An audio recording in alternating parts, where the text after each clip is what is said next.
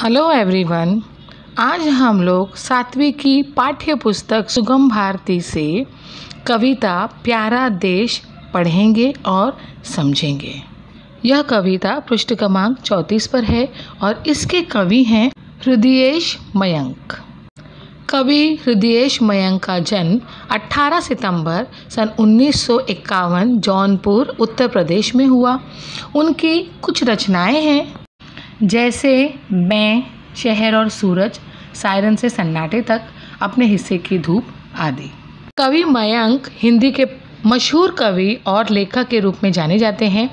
मंचों पर यानी स्टेज और गोष्ठियों में आपका योगदान सराहनीय है।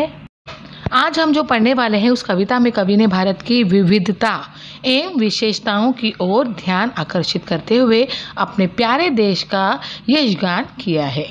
तो चलिए अब हम कविता शुरू करते हैं। गंगा जिसकी अक्षुण्ण धरोहर, यमुना सा निर्मल मन जिसका, ऐसा प्यारा देश है किसका।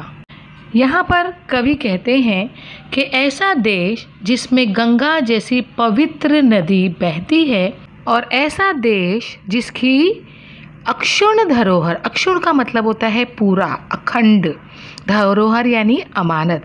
तो जिस देश की अमानत कौन है, अखंड धरोहर गंगा है।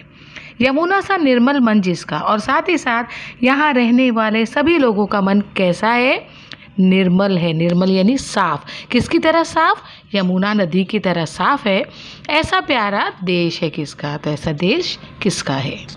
सबसे पहले सूरज आकर रच जाता सिंदूर सुबह का, लाली किरणें चुनर बनती, भोर करे श्रृंगार दुल्हन का। हिमगिरी जैसा रक्षक जिसका, ऐसा प्यारा देश है किसका। अब इन पंक्तियों में कवि कहते हैं कि सुबह सुबह जब पूर्व दिशा में सूर्य निकलता है तो पूरी पूर्व दिशा जो है वो सूरज के लाल रंग से सिंदूरी नजर आती है। ऐसा लगता है जैसे किसी ने दुल्हन को लाल चुनर उड़ा दी हो और भोर, भोर यानी सुबह ने उसका श्रृंगार कर दिया हो बिल्कुल दुल्हन की तरह। और ऐसा देश जिसकी रखवाली स्वयं हिमालय करता हो, हिमगिरी यानी हिमालय पर्वत, तो ऐसा प्यारा देश किसका है। अब अगली पंक्तियां देखेंगे।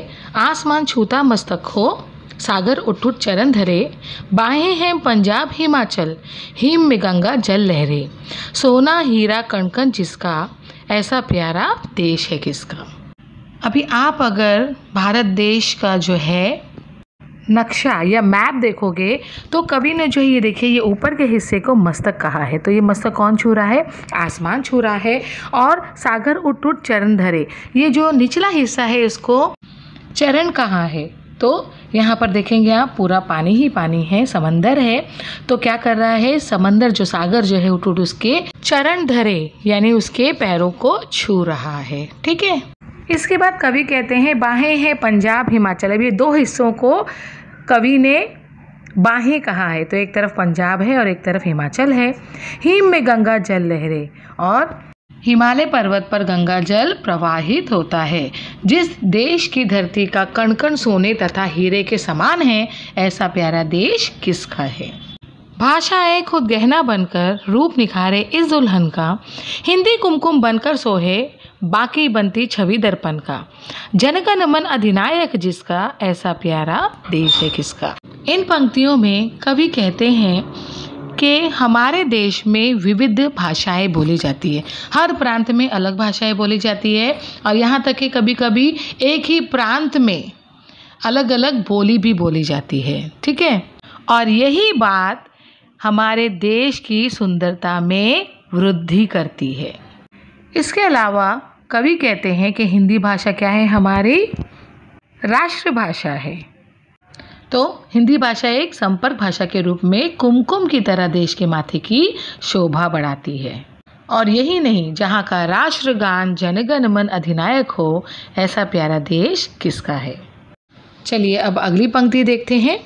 खेतों के रक्षक किसान, सीमाओं पर हैं तने जवान, रामकृष्ण अल्लाह सबके हैं, पढ़ते सब गीता कुरान, हर पुत्री सावित्री जिसकी, हर सपूत शिव राणा जिसका, ऐसा प्यारा देश है किसका। इन पंक्तियों में शायर कहते हैं कि ऐसा देश जिसके खेतों की रखवाली किसान करते हैं और सीमाओं की रखवाली सैनिक करते हैं। इतना ही नहीं, हमारे देश में अलग अलग धर्म जाति के मानने वाले लोग रहते हैं। कोई राम कृष्ण को मानता है, कोई अल्लाह को मानता है, कोई जीसस को मानता है, कुछ पंजाबी हैं। यानी इन देवी देवताओं पर, भगवान पर सबका विश्वास है। जिस देश की हर पुत्री का आचरण सावित्री के समान है और जिसका हर बेटा शिवाजी और राणा प्रताप के जैसा है, ऐसा प्यारा देश इस दुनिया में किसका है। तो यहाँ पर ये कविता पूरी होती है। उम्मीद है आप सबको ये कविता समझ में आई होगी। वीडियो देखने के लिए धन्यवाद।